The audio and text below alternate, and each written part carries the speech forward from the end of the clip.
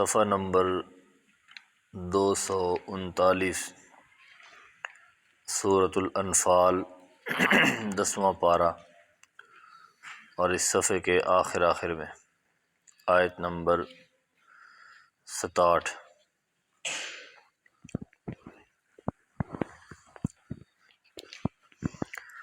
نحمدہ ونصلی ونسلم علی رسولہ الکریم،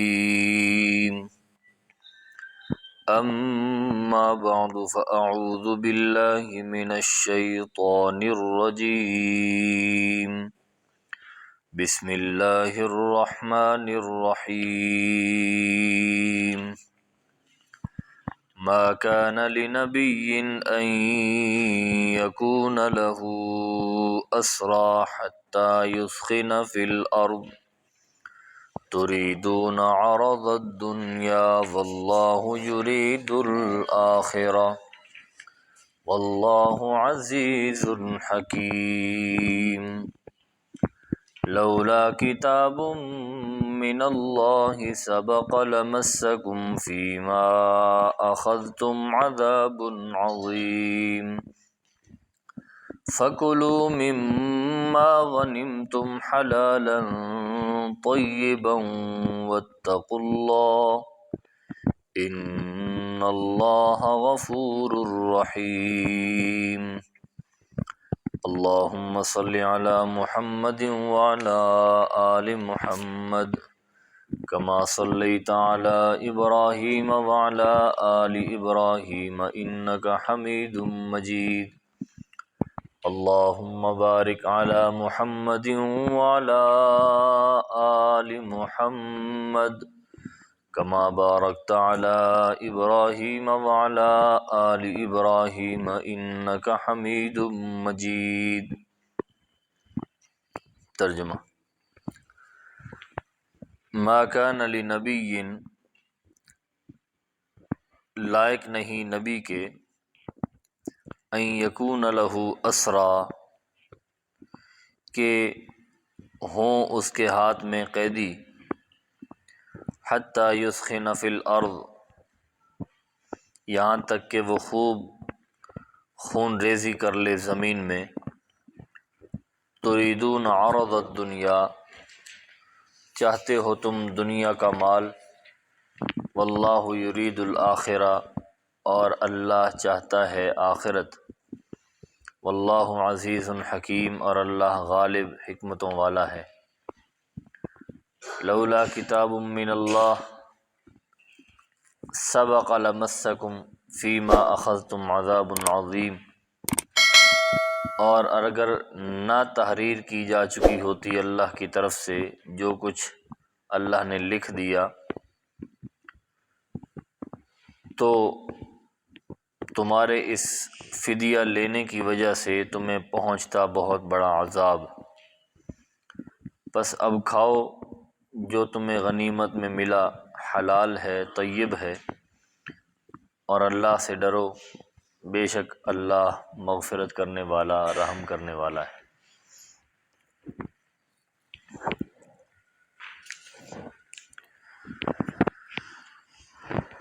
ان آیات کا مختصر خلاصہ کل کے درس میں آپ کے سامنے عرض کر چکا ہوں۔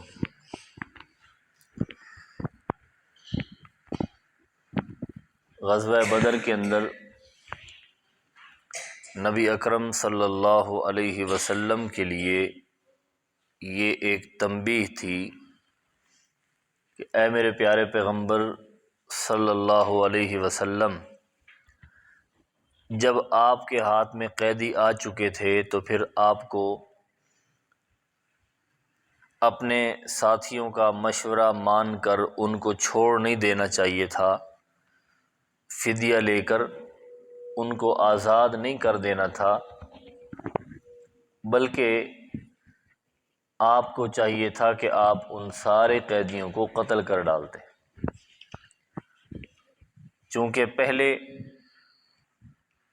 آپ کے ہاتھوں سے بہت سارے کفار جہنم واصل ہو چکے تھے، اور جو باقی آپ کے ہاتھ میں آ چکے تھے تو ان کا بھی یہی انجام ہونا چاہیے تھا۔ تاکہ ان کی کمر ٹوٹ جاتی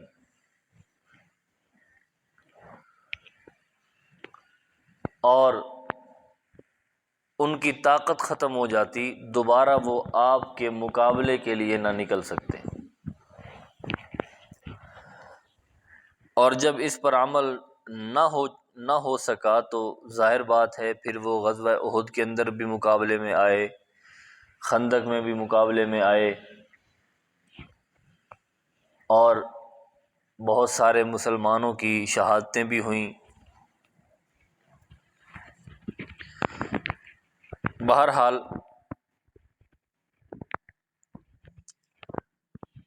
یہ ایک تنبیہ تھی رسول اللہ صلی اللہ علیہ وسلم کے لیے اور صحابہ کرام رضوان اللہ تعالی علیہم اجمعین کے لیے۔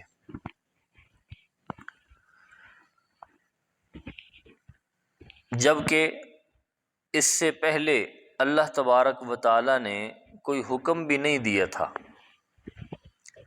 کہ آپ نے قیدیوں کو قتل کرنا ہے یا آزاد کرنا ہے، اس بارے میں کوئی حکم بھی نہیں آیا تھا، لیکن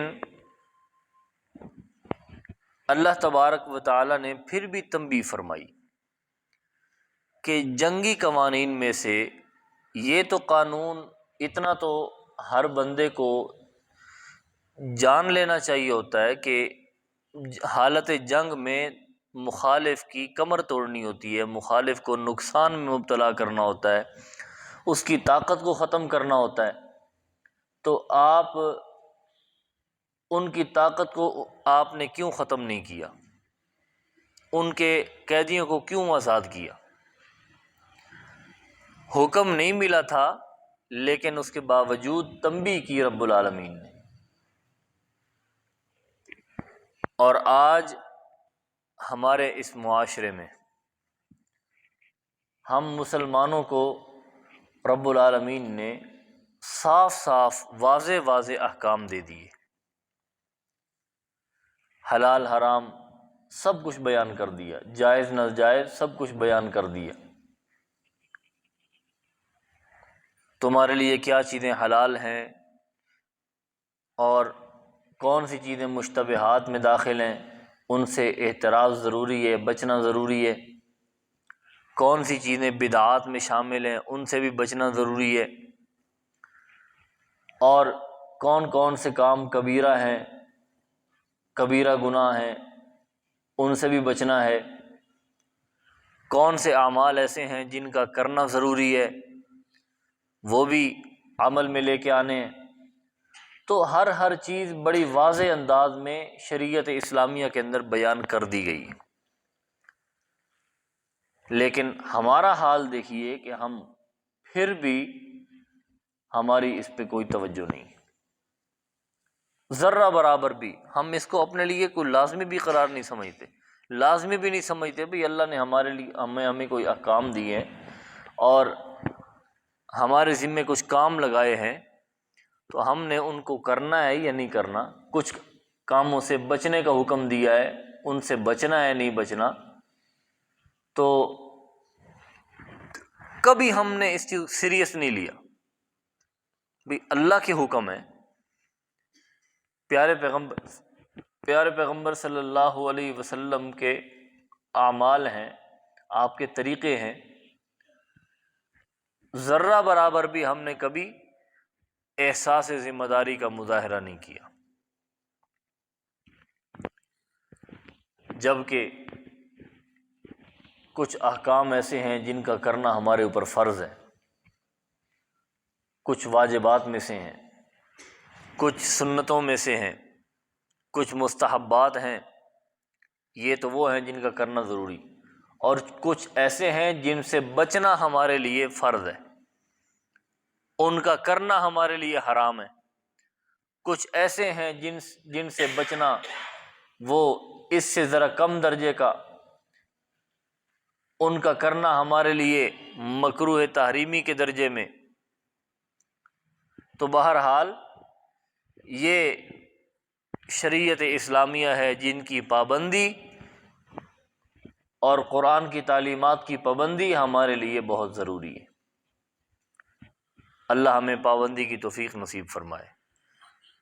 تو ہمارا کیا حساب ہوگا اس دن، کیا حشر ہوگا ہمارا اس دن، جس دن ہم اللہ کے دربار میں حاضر ہوں گے، اور اس دن ہم سے حساب و کتاب ہوگا، اور ہماری زندگی کے اندر وہ بے حیائی کے کام، اور پھر ساتھ ساتھ بدعات اور رسومات،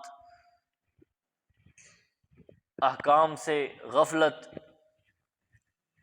بے توجہی، بے پرواہی، یہ ساری ہمارے اعمال نامے کے اندر، ہمارے چٹھے کے اندر درج ہوگی۔ اللہ اکبر۔ اللہ تبارک و تعالی ہمیں سنت کی اہمیت ہمارے دلوں میں پیدا فرما دے۔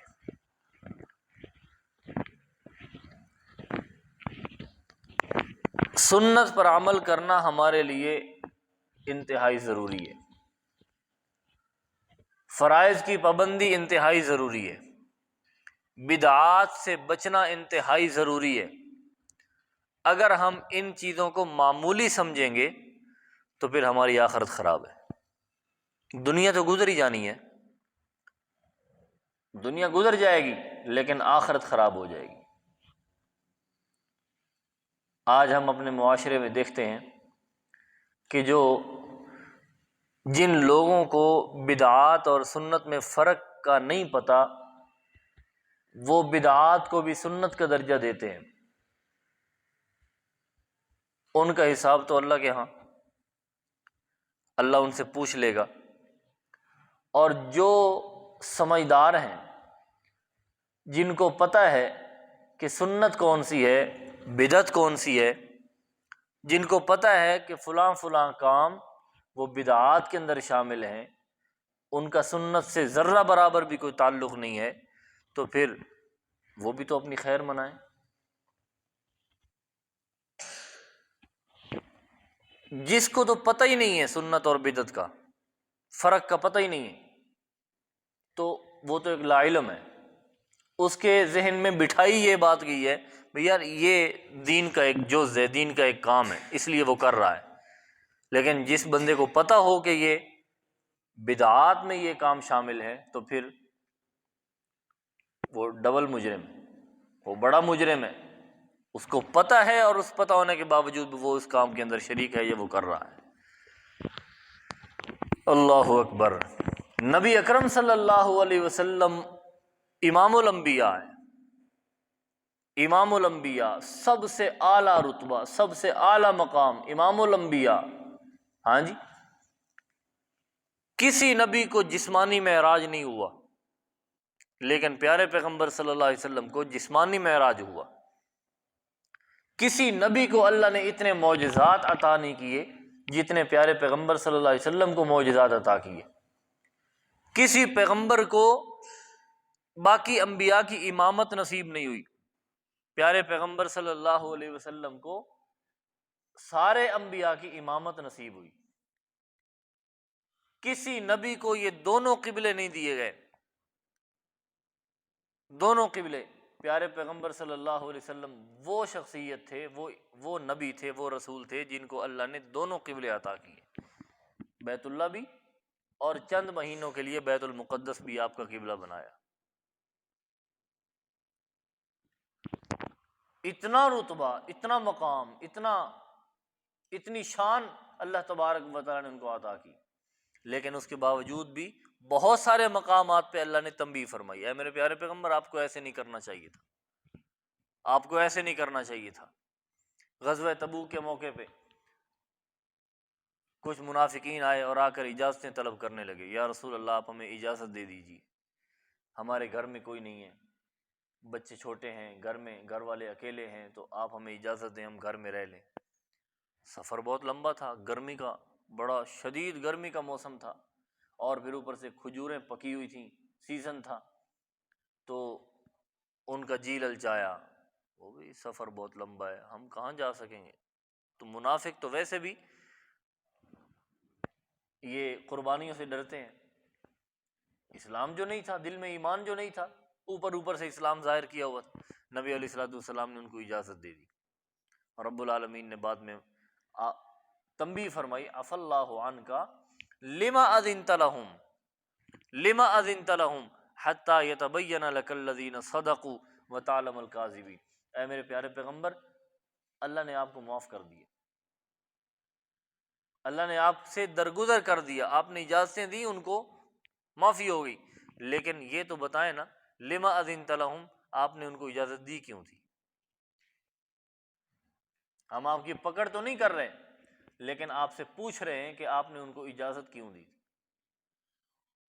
اگر آپ اجازت نہ بھی دیتے تو پھر بھی یتبین لک الذین صدقوا وتعلم الکاذبین، آپ کے سامنے واضح ہو جاتا کہ کون جانے والے ہیں اور کون رہنے والے ہیں۔ جانا انہوں نے پھر بھی کوئی نہیں تھا، اس وقت وضاحت ہو جاتی کہ یہ منافق ہیں۔ اب ان کو ایک بہانہ مل گیا کہ ہم تو رسول اللہ صلی اللہ علیہ وسلم کی اجازت سے پیچھے رہے ہیں، تو وہ بات خلط ملط ہو گئی ہے۔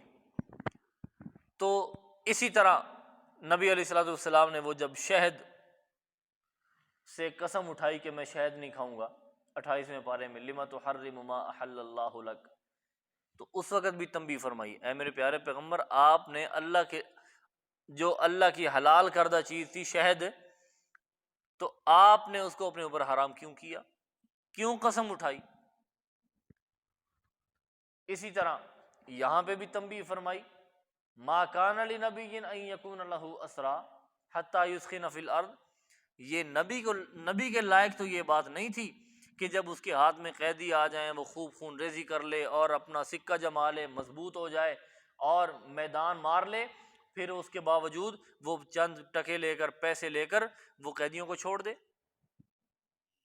نبی کے لائق تو یہ بات نہیں تھی۔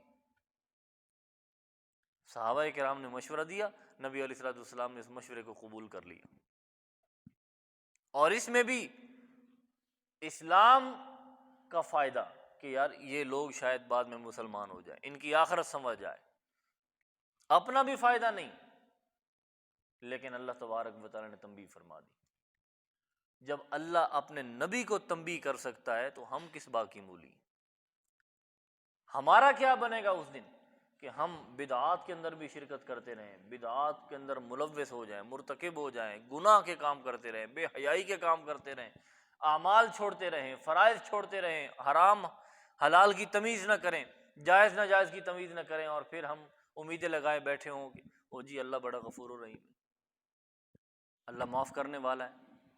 تو میرے بھائیوں، نبی اکرم صلی اللہ علیہ وسلم نے فرمایا الکیس من دان نفسہ وعمل لما بعد الموت، عقل مند بنو، عقل مند انسان وہ ہے کہ جو اپنے نفس کو اپنے قابو میں رکھتا ہے، 4 نوالوں کے لیے یا کھیر کی 4 چمچوں کے لیے یا کسی اور چیز کے لیے وہ اپنے ایمان کا سودا نہیں کرتا،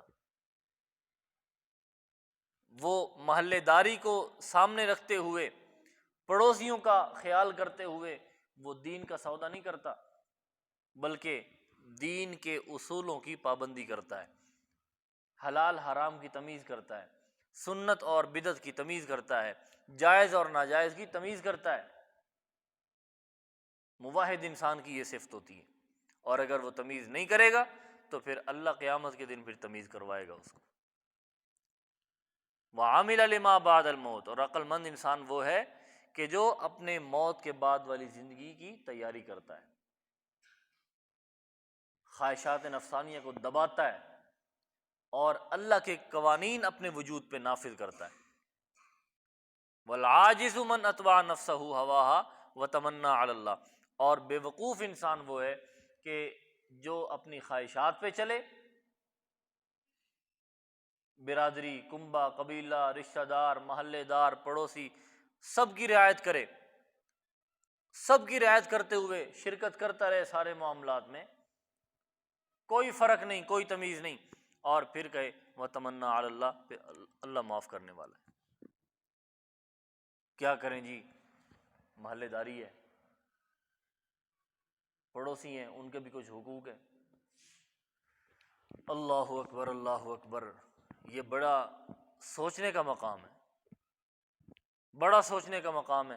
نبی اکرم صلی اللہ علیہ وسلم کا ایک فرمان ہے، لا طاعۃ لمخلوق فی معصیۃ الخالق، جس کام میں اللہ کی نافرمانی ہو رہی ہو، اس کام کے اندر کسی مخلوق میں سے کسی بندے کی اطاعت نہیں کرنی، کسی بندے کی تابع داری نہیں کرنی، کسی پڑوسی کا خیال نہیں کرنا، کسی رشتہ دار کا خیال نہیں کرنا، باپ کا، بیٹے کا، بیوی کا بھی خیال نہیں کرنا۔ یہ سب سے قریبی رشتے ہیں، سب سے قریبی، ان کا بھی خیال نہیں کرنا۔ اور آج ہمارے معاشرے میں کوئی شرک زیادہ انسان فوت ہو جائے، مشرک انسان، کٹڑ مشرک فوت ہو جائے، تو ہم اس کے جنازے میں شرکت کر رہے ہوتے ہیں۔ اور جی کیا ہے جی؟ محلے دار ہے، یہ پڑوسی ہے، کیا کریں جی؟ مجبوریاں ہیں، رشتہ داری ہے، ہاں جی رشتہ داری ختم ہوتی ہے۔ تو میرے بھائیوں، جب تک ہم قرآن کی مکمل تابع داری نہیں کریں گے، اس وقت تک ہم اپنے ایمان کی خیر منائیں گے۔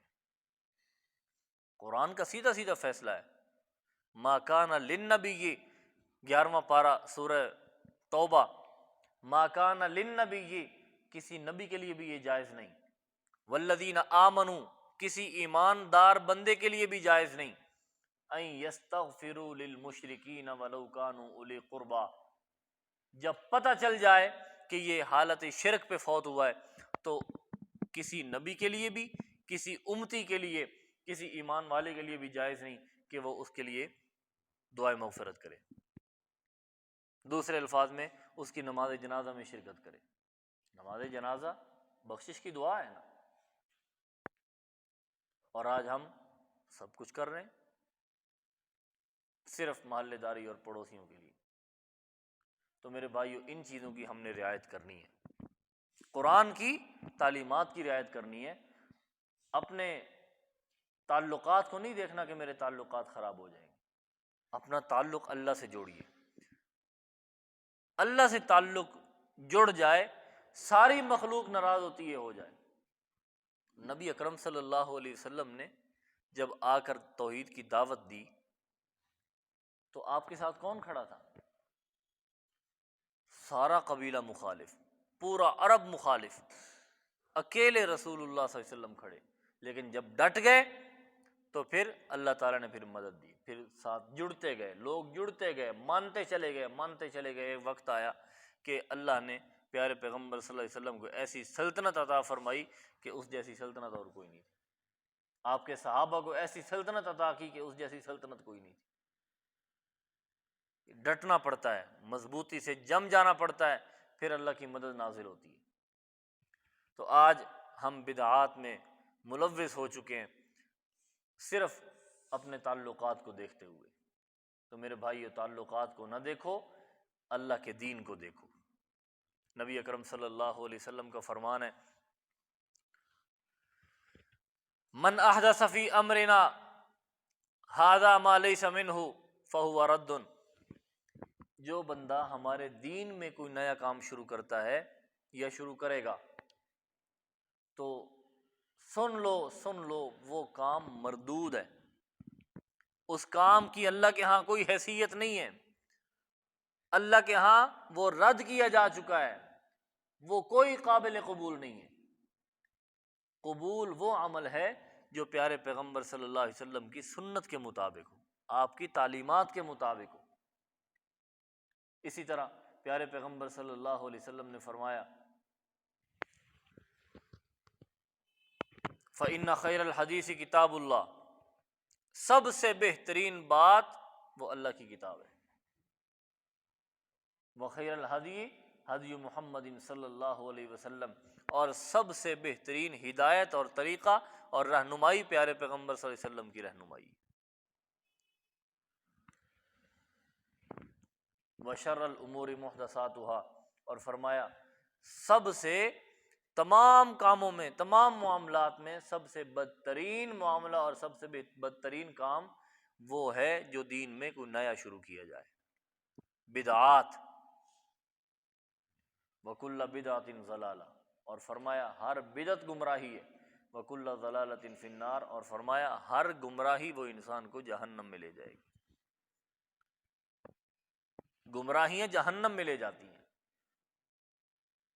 ہے جو گمراہی غلط راستہ، برا راستہ، اور جنت میں انسان کو صحیح راستہ، سیدھا راستہ لے کر جائے گا، صراط مستقیم، سنت والا راستہ۔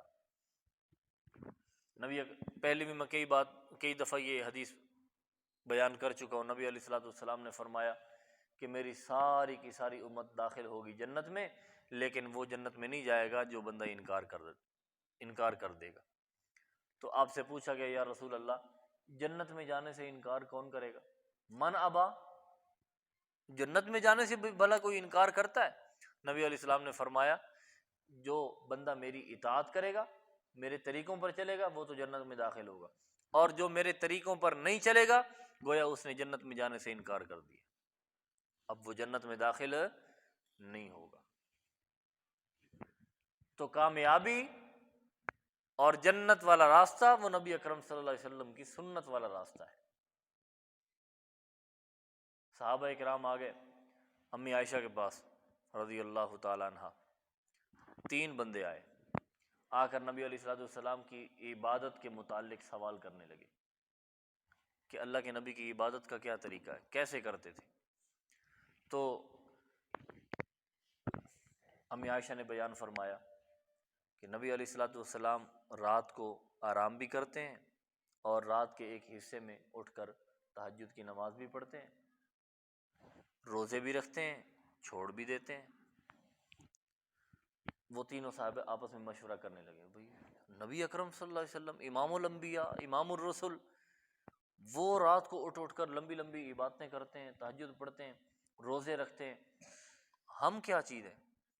آپس میں مشورہ کیا، ایک نے کہا میں پوری زندگی شادی نہیں کروں گا، میں اللہ کی عبادت کروں گا، نہ بیوی بچے ہوں گے، نہ یہ جنجال ہوگا، اور نہ ہی جناب یہ خرچے ہوں گے، نہ پریشانیاں ہوں گی، کچھ بھی نہیں ہوگا، بس صرف اللہ کی عبادت۔ دوسرے نے کہا میں پوری زندگی روزے رکھوں گا، کبھی بھی روزہ نہیں چھوڑوں گا، لگاتار روزے۔ تیسرے نے کہا کہ میں پوری رات اللہ کی عبادت میں مصروف رہوں گا، ایک لمحہ کے لیے بھی میں نہیں سوؤں گا۔ اب یہی مشورے چل رہے تھے، نبی علیہ الصلوۃ والسلام تشریف لے آئے، پوچھا ہاں جی کیا بات ہے؟ حضرت عائشہ نے ساری صورتحال بیان فرمائی، تو نبی علیہ الصلوۃ والسلام نے فرمایا او لوگو، میں تم سے زیادہ متقی ہوں، میں تم سے زیادہ اللہ سے ڈرنے والا ہوں، میرے اندر زیادہ خوف ہے، زیادہ ڈر ہے، زیادہ تقوی ہے، تم مجھ سے زیادہ بڑھ چکے ہو۔ میں رات کو سوتا بھی ہوں، عبادت بھی کرتا ہوں، میں روزے رکھتا بھی ہوں، چھوڑ بھی دیتا ہوں، اور میں نے شادیاں بھی ڈھیر ساری کر رکھی۔ ہاں جی، تم مجھ سے بڑھنا چاہتے ہو تقوی میں؟ میرے طریقے پر چلو گے تو کامیابی ہے، اور اگر میرے طریقے سے ہٹ جاؤ گے تو پھر کامیابی نہیں ہے۔ من راغب عن سنتی فلیس منی، آپ نے فرمایا جو بندہ میری سنت سے اعراض کرے گا تو وہ مجھ سے نہیں ہے۔ تو اس لیے سنت پر عمل کرنا ہمارے لیے ضروری ہے۔ تو صحابہ کرام نے کیا، وہ جو ایک نے کہا کہ میں پوری رات نہیں سوؤں گا، عبادت کروں گا، دوسرے نے کہا میں شادی نہیں کروں گا، تیسرے نے کہا کہ میں پورے زندگی روزے رکھوں گا، یہ کوئی گناہ کے کام کہے تھے؟ انہوں نے کوئی گناہ والا ارادہ کیا نا، نیکی کے کام کا ارادہ کیا، لیکن طریقہ پیارے پیغمبر صلی اللہ علیہ وسلم کا نہیں تھا، اپنا طریقہ اپنانے کی کوشش کی، تھے نیکی کے کام لیکن طریقہ انہوں نے اپنا اپنانے کی کوشش کی۔ تو نبی علیہ الصلوۃ والسلام نے فرمایا جو میرے طریقے سے ہٹ کر بھی عبادت کرے گا نا تو وہ مجھ سے نہیں ہے، وہ گمراہی کی طرف جا رہا ہے۔ اللہ اکبر۔ حضرت علی المرتضیٰ رضی اللہ تعالیٰ عنہ نے ایک دفعہ ایک بندے کو دیکھا، عید کی نماز سے پہلے نہ گھر میں نہ عیدگاہ میں نفل نہیں جائز، نفل نہیں پڑھ سکتا بندہ، اس دن اشراق کی نماز نہیں پڑھ سکتا، نہ گھر میں نہ عیدگاہ میں۔ تو ایک بندے کو دیکھا کہ وہ نفل پڑھ رہا ہے، حضرت علی رضی اللہ تعالیٰ عنہ نے اس کو منع کیا، تو وہ کہنے لگا کہ مجھے امید ہے کہ اللہ تعالیٰ مجھے اس نماز کی وجہ سے عذاب نہیں دے گا، میں تو نماز ہی پڑھ رہا ہوں نا، نیکی کا کام کر رہا ہوں، اللہ تعالیٰ مجھے عذاب نہیں دے گا۔ حضرت علی رضی اللہ تعالیٰ عنہ نے بڑا خوبصورت جملہ فرمایا کہ تجھے نفل اور نماز پڑھنے کی وجہ سے اللہ عذاب میں مبتلا نہیں کرے گا، بلکہ وَلَٰكِن يُعَذِّبُكَ بِخِلَافِ السُنَّةِ، تجھے سنت کے خلاف عمل کرنے کی وجہ سے، سنت کے خلاف کرنے کی وجہ سے تجھے اللہ تبارک و تعالیٰ عذاب میں مبتلا کرے گا۔ یہ پیارے پیغمبر کی سنت نہیں ہے، یہ آپ کا طریقہ نہیں ہے۔ عبادت بھی کرنی ہے نا تو وہ پیارے پیغمبر کے طریقے پر کریں گے تو وہ عبادت بنے گی، اور اگر پیارے پیغمبر کے طریقے سے ہٹ کر ہم عبادت کریں گے تو پھر اللہ کی پکڑ آئے گی۔ جو اللہ اپنے پیغمبر کو تنبیہ کر سکتا ہے تو وہ ہمیں بھی عذاب میں مبتلا کر سکتا ہے۔ اللہ اکبر۔ نبی علیہ الصلوۃ والسلام نے فرمایا لا يقبل اللہ لصاحب بدعۃ صوما ولا صلاۃ ولا صدقۃ ولا حجا ولا عمرۃ ولا جہادا ولا صرفا ولا عدلا۔ 8 چیزیں نبی علیہ السلام نے بیان فرمائی۔